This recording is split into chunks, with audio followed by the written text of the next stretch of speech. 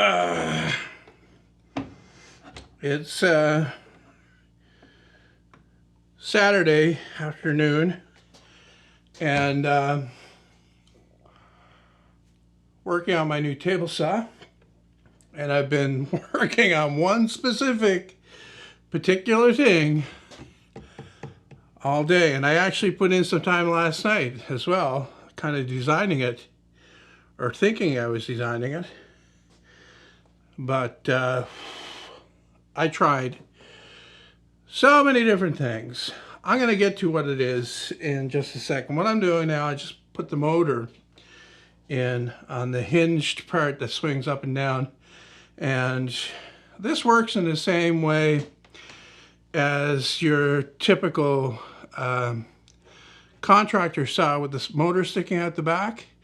It tilts with the saw, and then the motor itself is supported on the back trunnion, but it's also free to pivot up and down to maintain tension on the belt.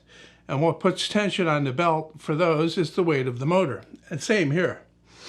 I actually posted a video this morning showing, it was yesterday I posted that video, showing the thing running, and then this morning I showed the up and down action to show how as the blade goes up and down, the motor tilts with it. But what I want to do with this saw is I didn't want to have a crank on the side to adjust the angle. I hate that. I hate endlessly cranking a crank to tilt the angle. What I really wanted with this was the same as I had on my old table saw, the one I made from the Makita table saw, the first one you ever saw me use on YouTube. And that's just to reach down, untighten the handle, change the angle real quick, just swing it back and forth, lock it down again, you're ready to go. The issue here that I have is that the weight of the motor, and then the motor is off to one side as well. So as soon as you release unscrew that handle a bit, the thing will drop. And I could hold it, I'm sure, but it would make trying to adjust it difficult. So I thought about lots of different things. Initially, I was going to reverse the motor. That's the reason why I took it apart to begin with, and I cleaned it out at the time. I was going to hang the motor underneath, directly underneath the center part here. But then I got to thinking, well, first of all, the motor is not totally enclosed. It's a ventilated motor, and then having it right below where the sawdust will be coming down, it will mean it's just pumping sawdust right through the whole thing, and it'll get clogged up in no time. The other thing is that it makes it better when it's at 90, because it'll be more balanced when it's at 90. But then when you go to swing it up to 45, you run into the same problem. And then you have to extend that side over there. Not that that's not a big deal, because I extended this side over here to accommodate the motor as it is. But then this space on this side of the blade is, what I wanted. So this motor is sitting in a place that's like kind of free space.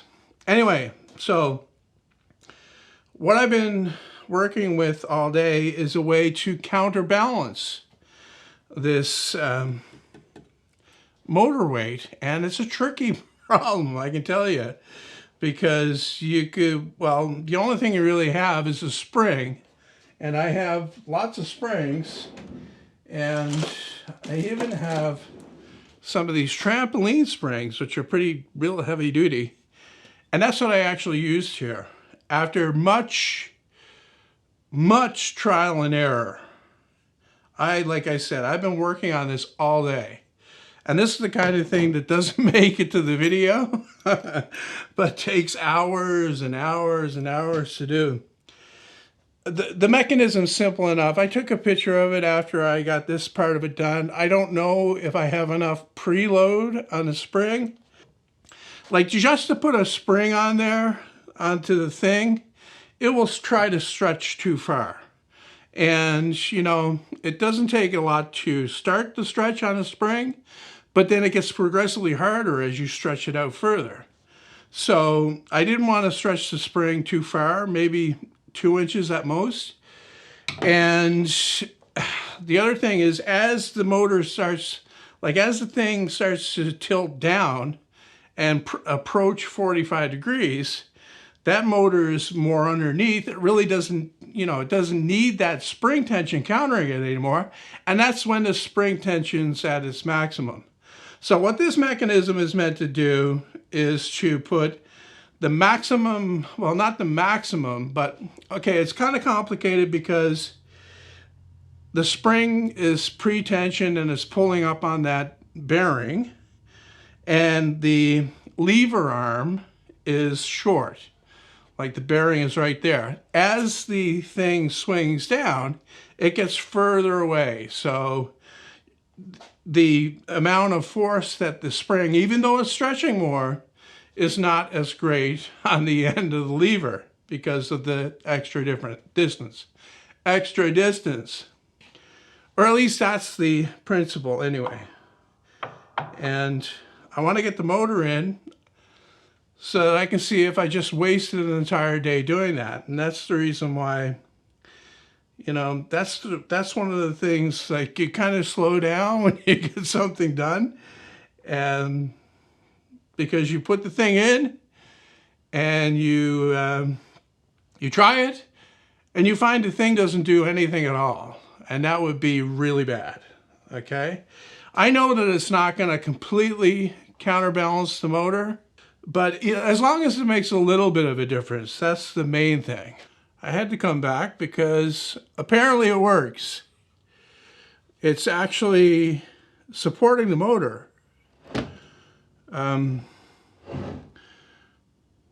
Like, it's not taking... I've got a bit of a scraping thing in there. When I drove the screws in for the hinges that this motor swivels up and down, one must have went through too far. I used 1-inch screws through the hinge and through 2 pieces of 1/2-inch plywood. There's no way they should have reached the plywood in the back there, but screws being, you know, I must have one long one. Anyway, yeah, it's working. It's working. I mean, still takes a little bit of effort to get it up, but it stays there when it's up. So I just push down on the arm here and the whole thing comes down and it swings over to 45 like over here. And then, see, it'll only start pushing up when it reaches a certain point because of the angle of the thing. Like I tried, like this piece of plywood here was twice as, I got all kinds of cuts over there on my bandsaw, me trying to get the geometry right.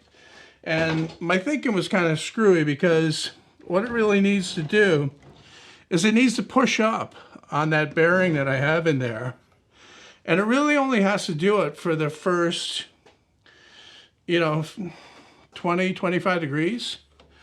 You know, for this section right here, not even 25 degrees, 10, 15 degrees. The concept is just to reach over here. See, there'll be a bolt sticking through here with a handle on it that you'll tighten against the front panel.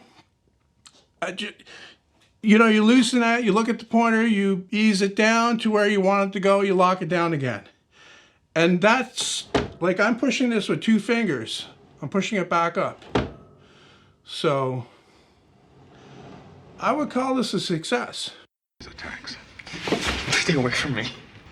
You're insane. No, insanity is wasting your life as a nothing when you have the blood of a killer flowing in your veins.